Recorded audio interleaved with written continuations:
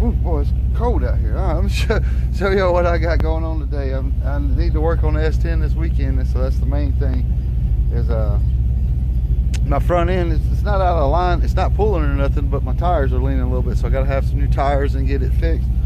But I need to shim out my tires. I have a 1/4 inch shim already. Once I get my truck flexing up on like a hill or something, it rubs right. Let me show you what I'm talking about. It rubs right here when my tires flex. So I have a 1/4 inch spacer on here. When I did it, was trying to get this to stop. I bought a 1/4, but I need a 1/2 instead of a 1/4. So, but my studs are too short, so I ordered us some ARP studs. These are a 1/2 inch longer than these studs, or 5/8 inches longer than these. So this allow me to run a 1/2 inch spacer to try to stop this, because it was, like I said, when it flexes, it rubs right here. You can see right there, it rubs right there on my tire. So I need to fix that. And so, like I said, I'm going to take off these. It's real simple to do, to change these out. You know, you got to take your brake caliper off and just your big nut here, and then your rotor will come off, and then you just take a hammer and these are knocked back out. And then same thing with these, you just put these in there, and I got a chisel that's all extension that was broke, so I use that to knock them back into place. So not too big of a deal. You can hear over there in the background too, I got all the cars running, the Le Mans and the Mustang. So let's check on those right quick. Well, we got to get back on the pizza oven. We had a pause on it. My daughter got rear-ended at her job, or backed into, not really rear-ended, but she got backed into, and we had to have that fixed, because you can't have it, you know, smashed up her bumper real good. All right, all these are looking good. Mine's not running too hot. Good there on temp. Getting good there. We're still good on it. Air to fuel ratio is perfect. So cool beans. All right, that's good there. So we're going to get started. Let me give this thing a little pat.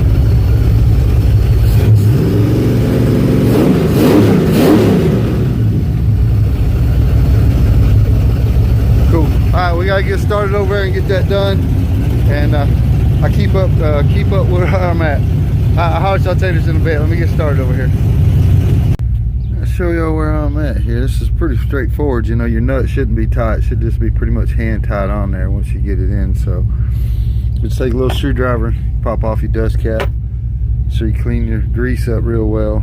And it's a 3/8 Allen head socket drive. That's what gets off these right here. So pretty simple, pretty straightforward. Nothing too major here. All my stuff looks good. My rotors still look good. Still feel good. Everything's rotating nice. So it's a good time to check all your bearings and repack your grease if you haven't, you know, done it in a while. But yeah, like I said, straightforward. Needle nose pliers, simple. Get the car key out of there. So all right, let me get this side knocked out, get it off. And, I'm gonna show you how I got a lug nut I'm putting on here, that way I don't ruin the threads, because these are good.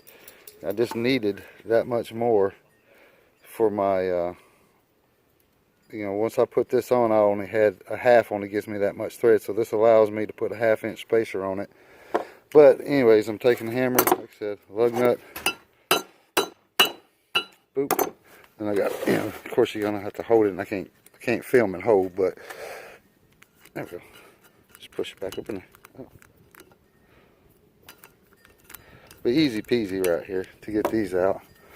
Where'd that go? That's it. All right.